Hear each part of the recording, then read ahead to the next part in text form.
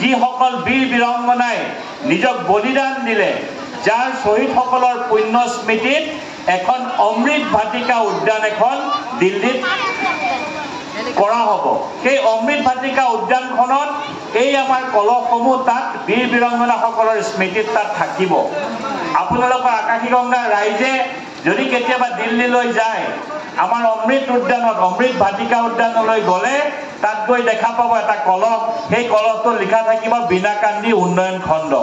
আৰু আমাৰ নিজৰে গৌৰৱ হ'ব যে আমি দিয়া এই পবিত্ৰ মাটিকণ এটলিষ্ট দিল্লী গ'লেও আমাৰ মানুহে দেখা পোৱা পাব। এইটো একতাৰ যাত্ৰা, নিজৰ দেশক ভাল পোৱাৰ যাত্ৰা, নিজৰ মাটিক ভাল পোৱাৰ যাত্ৰা। এই যাত্ৰাত আপোনালোকৰ অংশদানৰ কাৰণে মই প্ৰত্যেকক মই আন্তৰিক শুভেচ্ছা আৰু অভিনন্দন জ্ঞাপন কৰিছোঁ। আজি মই ইয়ালৈ যেতিয়া খোজকাঢ়ি আহি আছোঁ, আমাৰ জীৱিকা সখীসকলে কৈছে আমি বহুত দেৰিৰ পৰা মই বাট চাই আছোঁ। মোৰ বেয়াও লাগিছে, আপোনালোকে বহুত দেৰিৰ পৰা ৰ'বলগীয়া হৈছে। আমাৰ বালিৰাম জিপি, যমুনামুখ জিপি আৰু এটা জিপিৰ এটা কাৰ্যসূচী আছিলে যমুনামুখত, তাত অকণমান দেৰি হ'ল। তাতো অজস্ৰ মহিলা, অজস্ৰ ৰাইজ ওলাই আহিছে। কি কাৰণে? ভাল পাই কাৰণে ওলাই আহিছে। কি কাৰণে ওলাই আহিছে? দেশক ভাল পাই কাৰণে ওলাই আহিছে। এই প্ৰগ্ৰেমটো চৰকাৰী কাৰ্যসূচী, প্ৰত্যেকৰ দায়িত্ব। পঞ্চায়তৰ প্ৰতিনিধি তেওঁ যদি AYDFৰো হওক, কংগ্ৰেছৰো হওক, যিকোনো দলৰে হওক, তেওঁৰ এইটো জাতিৰ কৰ্তব্য। প্ৰত্যেকজনৰ কৰ্তব্য, দেশক ভাল পোৱাৰ কৰ্তব্য। আমি পাৰ্টি কৰিছোঁ, মই বিজেপিৰ পৰা বিধায়ক, কোনোবা কংগ্ৰেছৰ পৰা বিধায়ক, কোনোবা AYDFৰ বিধায়ক, তাত কোনো গতি নাই। তেওঁ বিধায়ক কি কাৰণে হৈছে? বিধায়ক হৈছে দেশক সেৱা কৰিবৰ কাৰণে, জাতিক সেৱা কৰিবৰ কাৰণে। বিধায়ক হৈছে উন্নয়নৰ কাৰণে কাম কৰিবৰ কাৰণে। চৰকাৰী কাৰ্যসূচী যেতিয়া হয়, প্ৰত্যেকজনৰ দায়িত্ব থাকে। আৰু এই চৰকাৰী কাৰ্যসূচীটো ভাৰতবৰ্ষৰ প্ৰধানমন্ত্ৰী ডাঙৰীয়াই কি কাৰণে কৰিছে? এই চৰকাৰী কাৰ্যসূচীটো এই কাৰণে কৰিছে, ভাৰতবৰ্ষক ভাল পাবৰ কাৰণে শিকাইছে। ভাৰতবৰ্ষৰ প্ৰত্যেকটো জাতি, জনগোষ্ঠী, দুখীয়া, ধনী, প্ৰত্যেকৰ আৱেগ অনুভূতিক লৈ এই কাৰ্যসূচীটো কৰা হৈছে। সেইকাৰণে মই সকলোকে আহ্বান জনাম, আপোনালোকে যি পবিত্ৰ কাৰ্যসূচীত আপোনালোকে অংশগ্ৰহণ কৰিছে, এইটো একতাৰ কাৰ্যসূচী। আৰু এইখিনিতে মই আৰু ক'বলৈ ভাল পাম, প্ৰথমবাৰ আকাশীগংগালৈ আহিছোঁ, মোৰ মনটো ভাল লাগিছে। আইসকলক দেখা পাই, আপোনালোকৰ উৎসাহ দেখা পাই।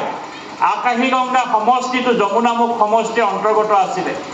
বহু দিনৰ পৰা ইয়াত বিধায়ক থাকিলেও মই যেতিয়া আকাশীগংগালৈ এবাৰ আহিছিলোঁ, তেতিয়া মোক ৰাইজে কৈছিলে যে আকাশীগংগাই ইয়াতো যদি আমি কেতিয়াবা আমাক উদ্ধাৰ কৰিব পাৰে, মই কৈছিলোঁ আপোনালোকে ভগৱানক প্ৰাৰ্থনা কৰিব, বাবাৰ তাত চাকি দিব। বাবাই যদি শুনে তেতিয়াহ'লে আকাশীগংগা কেতিয়াবা উদ্ধাৰ হ'ব। আৰু সেইদিনাখন আমাৰ বাইদেউ আছে, বাইদেৱে সেইদিনাখন কৈছে যে আমি আমাৰ সমষ্টিটো বাচাৰ কাৰণে 110 গছ চাকি আমাৰ মন্দিৰত দিছোঁ। কেইদিনমান পাছত এদিন মই যেতিয়া ইলেকশ্যন কমিশ্যনৰ নটিচখন ওলাইছে, মই বাইদেউলৈ ফোন কৰিছিলোঁ যে বাইদেউ, আপোনালোকৰ আকাশীগংগা এইবাৰ বহমপুৰ সমষ্টিত সোমালে। মোৰ সমষ্টিত যে সোমাব বুলি মই ভাবাই নাছিলোঁ। সেইকাৰণে আপোনালোকে চিন্তা নকৰিব, বাবাৰ থান আকাশীগংগাখন যিহেতু মোৰ সমষ্টিত সোমাইছে, আৰু এই বাবাৰ থানখন, আৰু আমি সদায় এই থানখনক মৰমেৰে, সন্মানেৰে, আৰু থানখন কিমান ডাঙৰ কৰিব পাৰোঁ তাক সেৱা কৰিবৰ কাৰণে মই সদায় বদ্ধপৰিকৰ। মই আজি আপোনালোকক কথা দিলোঁ, থানখনৰ উন্নয়ন আমি দিনক দিনে চিন্তা কৰিম। মই এদিন মুখ্যমন্ত্ৰী ডাঙৰীয়াকো লৈ আহিম।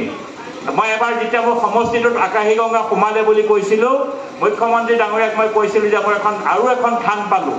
আৰু আপোনালোকে জানি ভাল পাব, আমি মহাদেৱক সেৱা কৰিবৰ কাৰণে বহুত সুবিধা পাইছোঁ।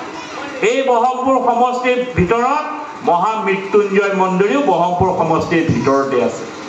মহামৃত্যুঞ্জয় মন্দিৰটো যেতিয়া বন্ধ হৈ আছিলে 2003 চনৰ পৰা আৰম্ভ কৰি 2020 চনত মোক ৰাইজে কৈছিলে যে মন্দিৰটো আপোনালোকে ঠিক কৰক। 2020 চনত অসমৰ মুখ্যমন্ত্ৰী ডাঙৰীয়াক তাক সভাপতি পাতি মই জেনেৰেল ছেক্ৰেটাৰী হিচাপে লৈ 2020 চনৰ ফেব্ৰুৱাৰী মাহৰ পাছত আমি মহামৃত্যুঞ্জয় মন্দিৰৰ কাম আৰম্ভ কৰিছিলোঁ। 1 বছৰ নহওঁতে 21 চনৰ মাৰ্চ মাহত, ফেব্ৰুৱাৰী মাহত আমি মহামৃত্যুঞ্জয় মন্দিৰৰ প্ৰাণ প্ৰতিষ্ঠা কৰিব পাৰিছিলোঁ। আজি বিশ্বৰ ভিতৰত ডেইলি 3-4 হাজাৰ তাত পৰ্যটক আহে, ভক্তপ্ৰাণ ৰাইজে তাত বাবাক সেৱা কৰিব পাৰে। মহামৃত্যুঞ্জয় মন্দিৰ স্থাপন বহৰমপুৰ সমষ্টিটো হৈছে। আজি মহামৃত্যুঞ্জয়ৰ পাছত আমাৰ ৰেংবেঙৰ স্থানটো খুব সুন্দৰ এটা স্থান, য'ৰ পৰা প্ৰতি বছৰে মানুহে জল তাৰ পৰা লয়। আৰু তাৰ পাছত এইবাৰ আমাৰ পাৰত আকাশী গংগাও আহিলে। সেইকাৰণে আকাশী গংগাৰ থানৰ আপোনালোকে চিন্তা কৰিব নালাগে। আমাৰ একেটা জেগাত বাবাৰ স্থানত আমাৰ এখন ধুনীয়া স্থান। আমি আকাশী গংগাক খুব সুন্দৰকৈ মই আগবাঢ়ি দিবলৈ মই চেষ্টা কৰিম। আৰু আকাশী গংগা পঞ্চায়তৰ প্ৰত্যেকজনকে মই আজি সভাৰ পৰাই কৈছোঁ, আপোনালোকে চিন্তা কৰিব নালাগে। উন্নয়নৰ ক্ষেত্ৰত, চৰকাৰী সা সুবিধাৰ ক্ষেত্ৰত, যিকোনো চৰকাৰী আঁচনিৰ ক্ষেত্ৰত মই আপোনালোকৰ লগত আছোঁ। আমি বহি কথা পাতিম।